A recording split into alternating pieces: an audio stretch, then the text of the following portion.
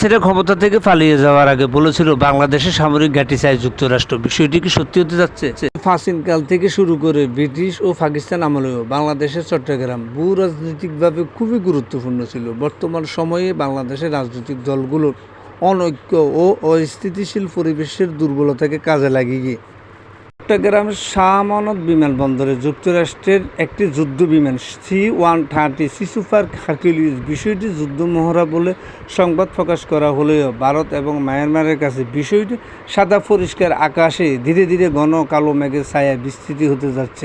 গত কয়েক মাস ধরে সামরিক মহড়ার অংশ হিসাবে প্যাসিফিক এঞ্জেল 25 থেকে টাইগার লাইটনিং 2025 বাংলাদেশের মাটিতে যুক্তরাষ্ট্রের যুদ্ধ বিমানের উপস্থিতি দিন দিন বেড়ে চলছে। বাংলাদেশের চট্টগ্রামের সীমান্তে রয়েছে ভারতের উত্তর পূর্বাঞ্চল এবং মায়ানমারের জাতিগত নিধন ও অস্থিতিশীল পরিবেশ ব্যাপারে ফ্যাসিস্ট হাসিনা খুব সুন্দর একটা সুদৃঢ় ব্যাখ্যা করে গেছেন ক্ষমতা থেকে যাওয়ার আগে। কোনো এক সাদা চামড়ারই প্রস্তাব আমি একই জবাব দিছি, যে আমি জবাব দিয়েছি স্পষ্ট যে আমি বঙ্গবন্ধু শেখ মুজিবের মেয়ে। দেশের অংশ ভাড়া দিয়ে বা কারো হাতে তুলে দিয়ে আমি ক্ষমতায় যেতে চাই না, আমার ক্ষমতার দরকার নাই। যদি জনগণ চায় ক্ষমতা আসবো, নইলে আসবো না। ওই অবস্থায় কিন্তু আমি চ্যালেঞ্জ দিয়ে ছেড়ে দিলাম। তো চক্রান্ত এখনও আছে।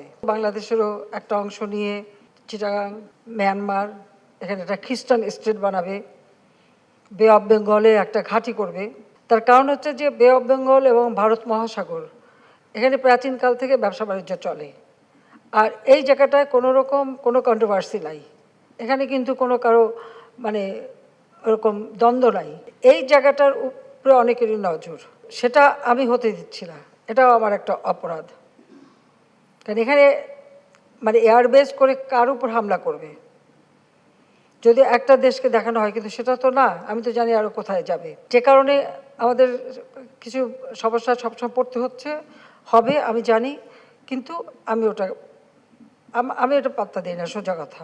তো ফ্যাসিস্ট সরকার তার কৃতকর্ম দায় নিয়ে পালিয়ে যাওয়ার আগে যে কথাগুলো বলেছিল তার গুরুত্ব সাপেক্ষে দীর্ঘ 1.5 বছরে আমাদের দেশের এতগুলো রাজনৈতিক দল সংস্কার নির্বাচন নিয়ে ঐক্যবদ্ধ হতে এত সময় নিয়েছে যে ছোট এই প্রিয় মাতৃভূমি বাংলাদেশের আন্তর্জাতিক ভূ রাজনীতিতে গুরুত্ব দিন যেখানে বেড়েই চলছে, সেখানে আমাদের ভবিষ্যৎ বাংলাদেশের সার্বিক নিরাপত্তা নিশ্চিত দিবেন কিভাবে তারা?